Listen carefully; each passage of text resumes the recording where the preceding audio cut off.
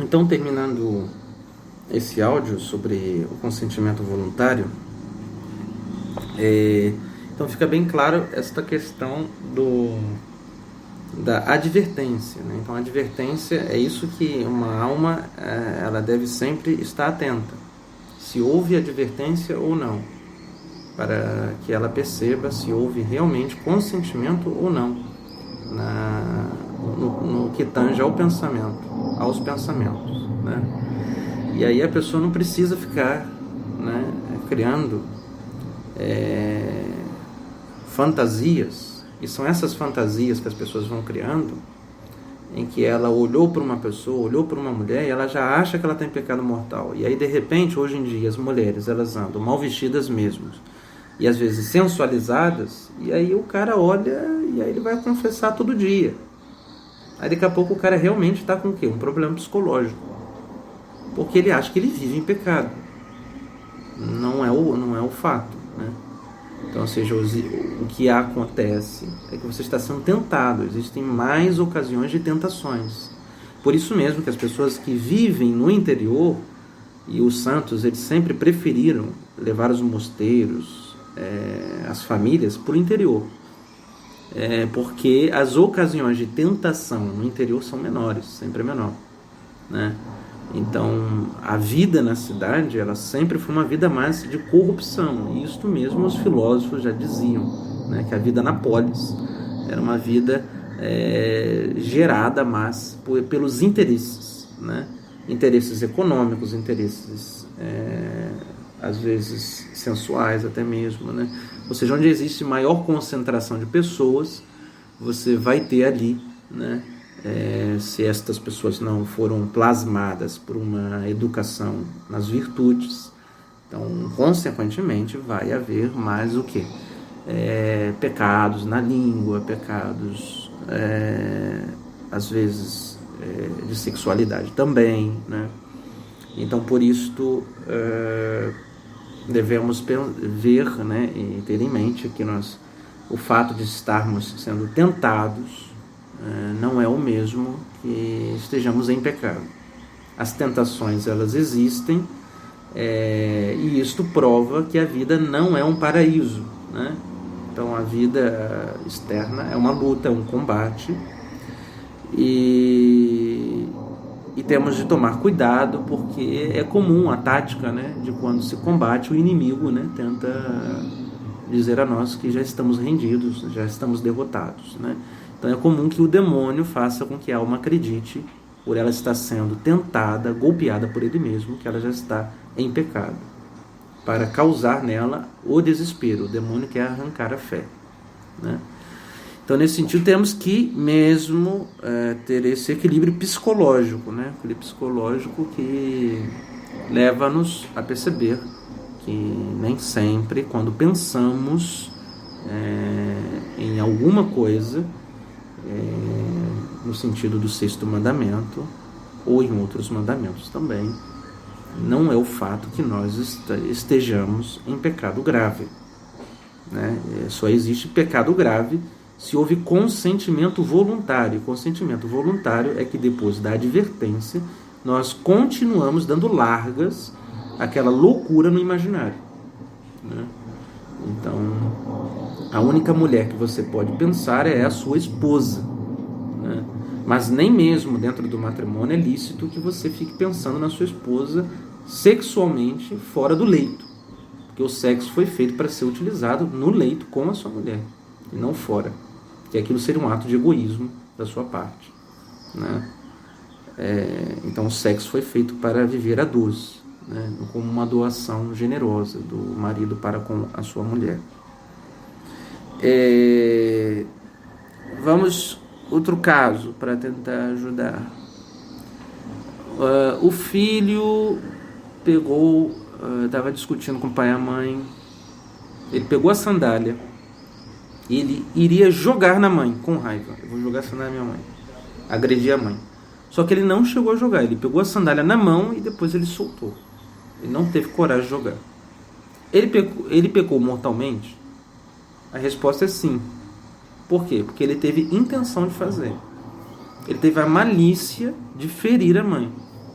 Então ele está em pecado mortal, nesse caso, né? Agora, ele sentiu raiva, ele estava lá, a mãe fez, e aí ele, eu queria livrar-me da minha mãe, naquele momento. Ele está em pecado grave? Não está. Porque esse se livrar não é desejar a morte. Esse se livrar não é dar um soco nela, que ele seria incapaz de fazer. Talvez esse se livrar eu não vejo a hora de eu casar logo, eu tenho a minha independência. Então isso não é pecado grave, né? Então, nesse sentido, para que a gente entenda o que é o consentimento voluntário, o que vai ajudar a vermos quando nós tivemos um consentimento voluntário é o fato da advertência na própria mente humana, né? E o nível de malícia que houve quando formávamos aquele tipo de pensamento, né? Porque há pensamentos que vêm inconscientemente em nós, gerados justamente pela operação das paixões, pela raiva, pelo prazer sensível, né? Pelo desejo de prazer. Mas isso não há pecado grave. O que há pecado grave é quando existe consentimento, quando você dá largas a esse desejo, você começa a tramar na mente, né, acerca desse desejo sensível que você está proibido no momento de realizá-lo, de fazê-lo, que seria imoral, seria ilícito você fazer isso, né? Que é o caso do cara que, ao invés dele estar trabalhando, ele está dormindo.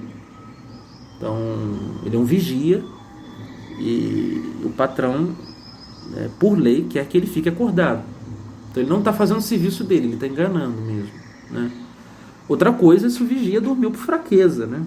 O cara está lá de madrugada, ele está tentando se manter acordado, mas de repente ele cochila. Então, assim, ele está enganando o patrão. Aquilo ali é fraqueza da carne, ok? Então, essa distinção ela é bem importante, né? E aí o que acontece a alma ela tem que sucumbir plenamente à tentação, né? Como Eva aconteceu com ela. Ela apanhou o fruto, né? Ela foi, apanhou, ela fez algo concreto, né? E depois, além de comer o fruto, que ela não podia, e ela ainda deu para o Adão. E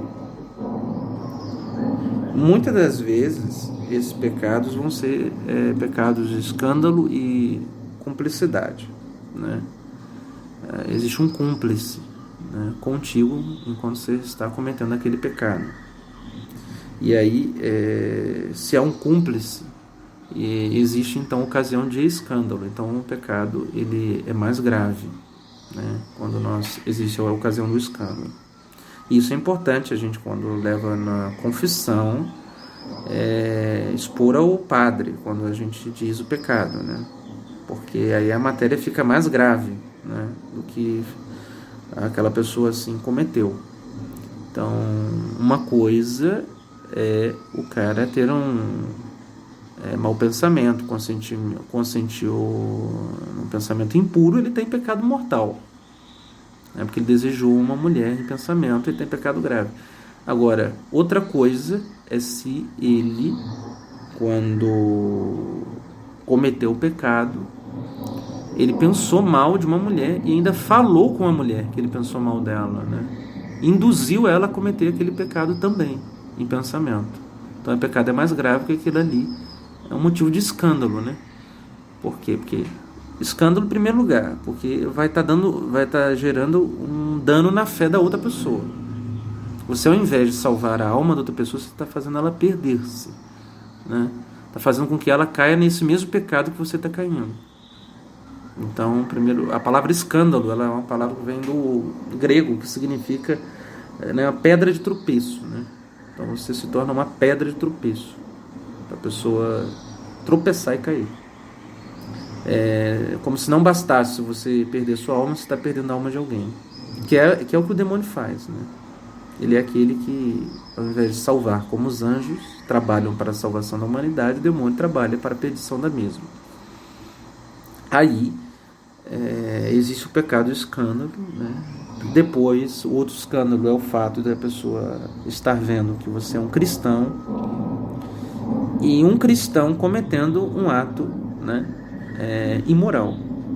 Então é escândalo pelo sentido de que ela pode desacreditar no cristianismo por ver um cristão cometer uma atitude comum de um pagão. Então existem esses critérios para o escândalo, né? E existem outros ainda, né?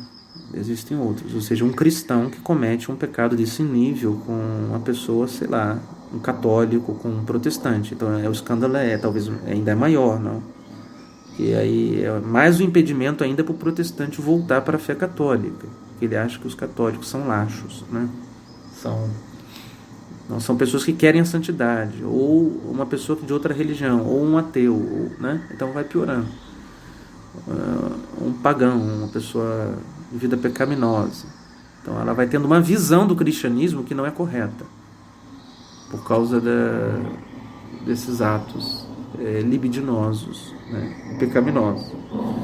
Então existe a questão do escândalo, e isso às vezes é preciso falar também na confissão, né?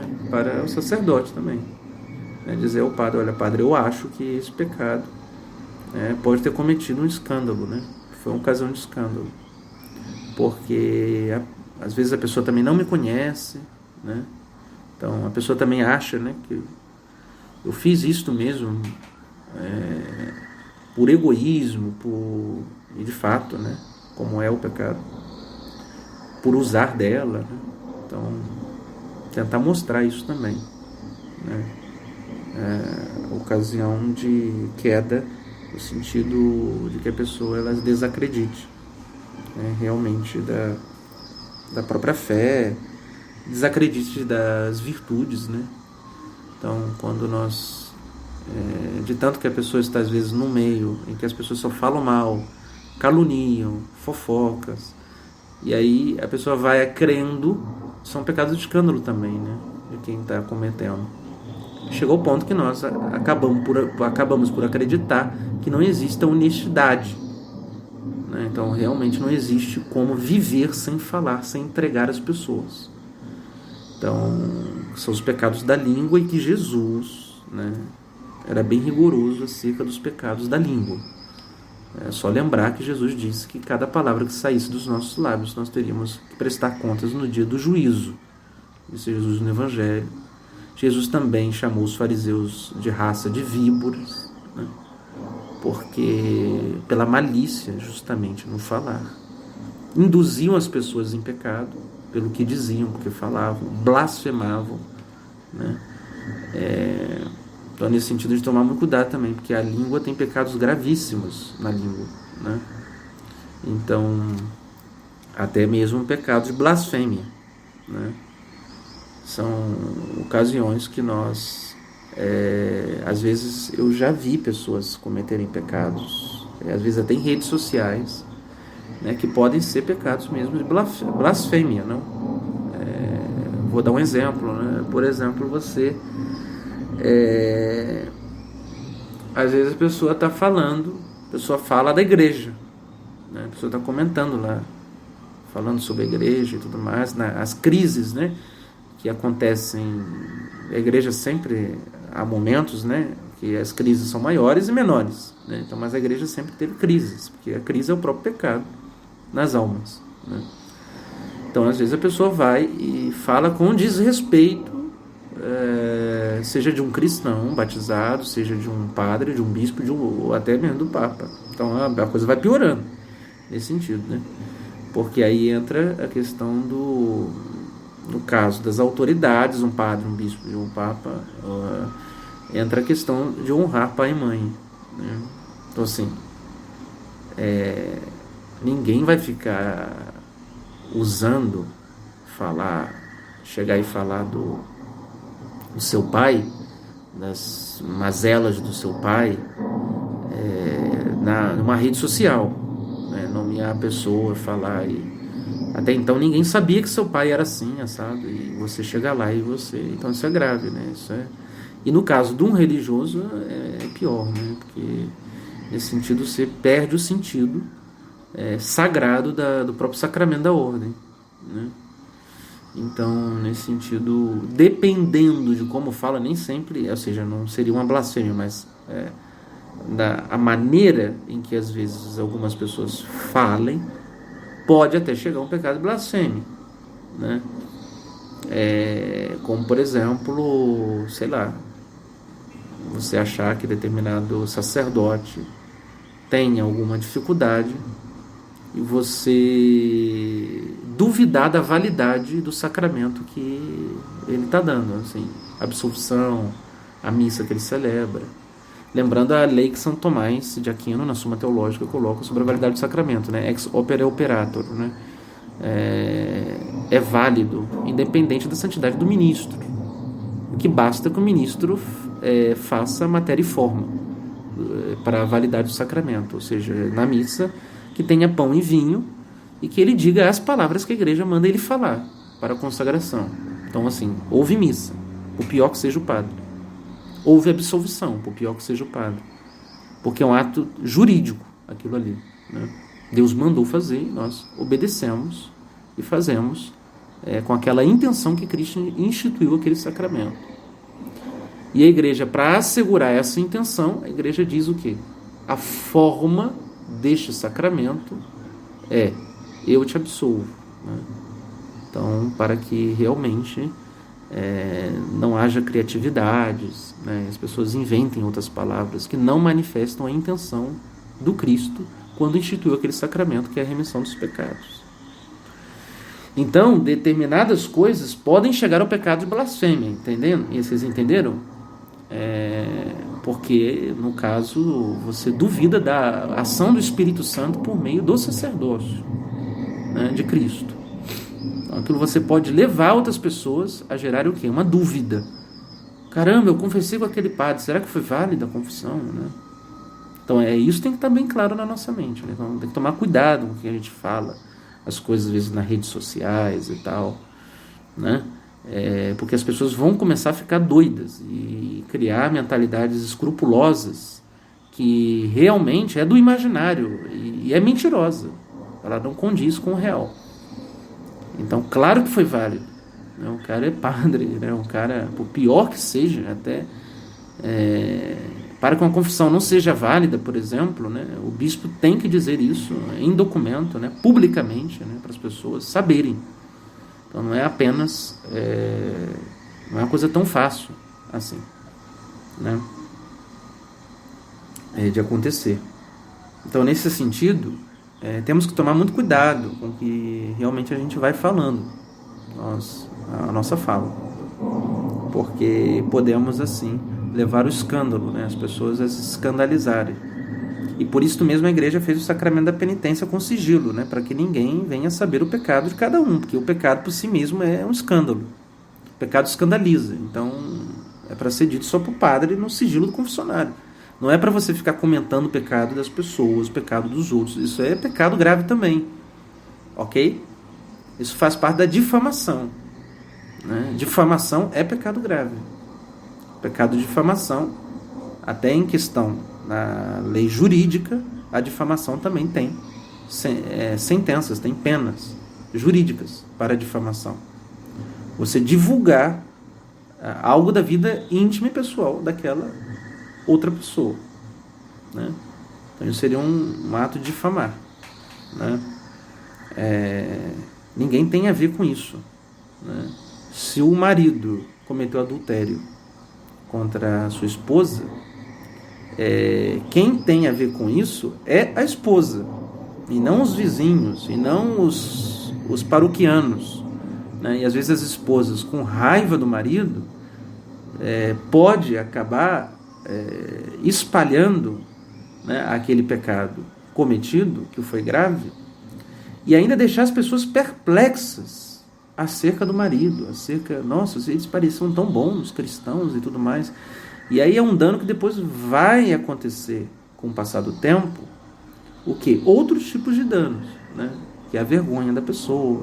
Então a pessoa não consegue viver mais naquela paróquia, a pessoa não... E aí às vezes a pessoa fica com mais raiva ainda da mulher, tem mais dificuldade ainda de amar a mulher. Então assim, os pecados eles vão gerando outros tipos de danos, né?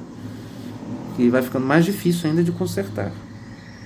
Então, por isso que, o padre aqui está tentando dar uma ajuda acerca do consentimento voluntário, apesar de ter falado outras coisas além do consentimento voluntário, mas para deixar claro que o consentimento voluntário ele precisa que a pessoa ela tenha conhecimento, ela tenha liberdade enquanto ela está fazendo.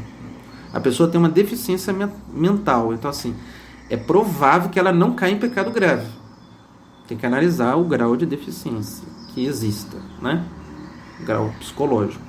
Então, se a pessoa tem um nível de grau psicológico de uma deficiência, ela é afetada psicologicamente por uma coisa grave, dependendo dessa deficiência, ela não está em pecado mortal, entende? Então, ela não tem domínio sobre as paixões, mesmo que ela queira, ela não tem, né? Então, ela nem precisaria confessar aquele pecado. Acerca dos pecados veniais, a gente não pode ficar levando tudo quanto é pecado venial para o confessionário. A igreja louva o ato de a gente também confessar pecados veniais. Mas é preciso, o pecado para ser levado para o confessionário, ele tem que estar arrependido. Então, se você não está arrependido do que você fez, você não pode levar para o confessionário. Então, por isso que não é para ficar levando tudo quanto é pecado venial para o confessionário. Você só leva o pecado venial que você esteja arrependido, que você tenha propósito de não mais voltar a fazer ele. E aí seria bom você pegar, sei lá, os pecados veniais mais dominantes que existem em você. Você vive falando dos outros, entendeu? Comentando a fraqueza alheia das pessoas e tudo mais, né? Obviamente, né? Coisas que não sejam graves, para não virar difamação, né? Ou seja, vou me explicar. Você está comentando com alguém uma coisa que a outra pessoa já sabe. Isso não é difamação, né? Você está ali dizendo, você viu que fulano, né? Por exemplo, não está comendo direito, está ficando magro. Olha, mas é verdade. Eu já falei também com ele não come, ele só fica para lá e para cá, trabalha. Ele está achando o quê? Que a vida é só isso, só trabalhar? Então esse tipo de coisa não é pecado grave, você entende? São pecados veniais, né? Isso também não é difamação. Então, nesse sentido, a pessoa fala demais, né? Então, aí você leva o confessionário, aí você faz o propósito, não, eu vou falar menos. Fazer o propósito de falar menos, né? Aí você leva esse pecado venial para lá, né? Para o confessionário. Porque senão as pessoas ficam levando por justamente incomodar ela apenas, e não por ser uma ofensa a Deus, né?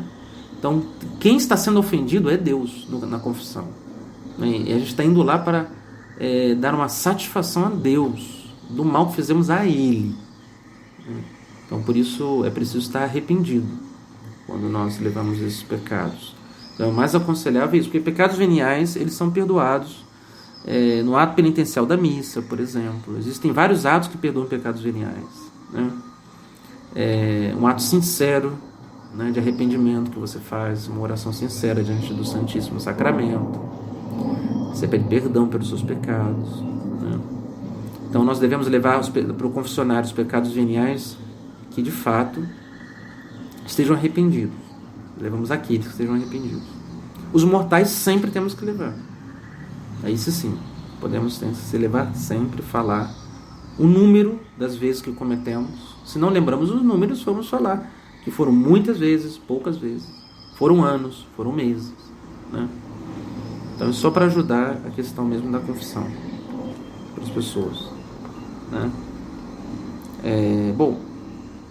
Qualquer coisa vocês podem me procurar por mensagem, e alguma dúvida que ficou, eu falei de maneira bem geral, para também não criar paranoia na cabeça das pessoas, né? Mas eu dei critérios a fim de que vocês tenham clareza acerca desse consentimento.